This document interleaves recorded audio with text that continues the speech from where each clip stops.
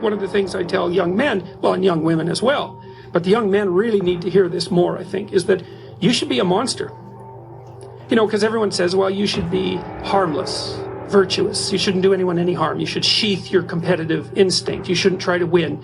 You know, you don't want to be too aggressive. You don't want to be too assertive. You want to take a back seat and all of that. It's like, no. There's people in here far superior than me. But there's no one in here that's going to work harder than me. We get up at 5:30 in the morning, it's pissing rain outside. Our competition's sleeping. I love that. I will not be outworked, period. Where I excel is ridiculous, sickening work ethic.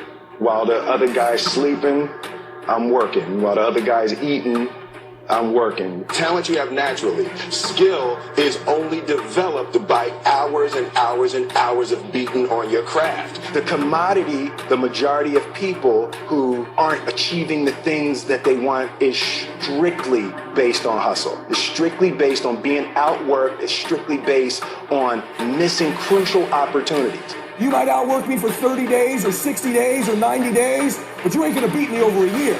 You can't outwork me over 2 years. I'm gonna get you eventually. I'm a dripping damn faucet. I just keep coming at you. I'm too damn tough to give up. Most people half-ass half their life all the time.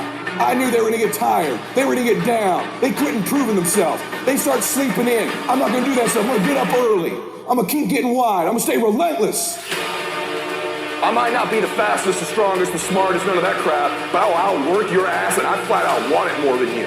It's relentlessness, man. It's pushing past barriers. It's every time you get somewhere, it's wanting to go to the next level. You guys are entitled to What you're entitled to is an opportunity to show up and be your best. Everyone's like, oh, Craig, you're lucky. You got this, Craig, you're lucky. Everything you do is luck. Bullshit. Because before it was luck, it was a belief. And every day with no one watching at 5 in the morning by myself, I trained it because I believed in it. In hopes that one day my trained ability collided with an opportunity to show it off. That's what luck is. That's what success is. Nothing subjective in there. It's all you. You gotta look at how much you're working. You gotta look at how much effort you're making, the intention you're putting out there. You gotta cross the line in life. You gotta go where nobody else wants to go. You gotta work the hours nobody else wants the hours. You have to resolve yourself today that you're going to dominate, that you're not average and ordinary. There has to become a point where you make a decision. We're gonna dominate. We're here to win. We are not here to play. And that takes some intestinal fortitude. I'm where I'm at because I just flat decided I'm gonna be a player. I decided at some point I get to choose who I am. The world doesn't tell me who I am. I write these chapters. You don't need the world's permission. You don't need anyone's permission to be great. Only permission you need is from that motherfucker who stares at you back in the mirror every day and a willingness to do the hard fucking work longer, harder, and better than anyone. So what are you gonna do? Are you gonna buy another success program looking for the secret recipe that doesn't exist?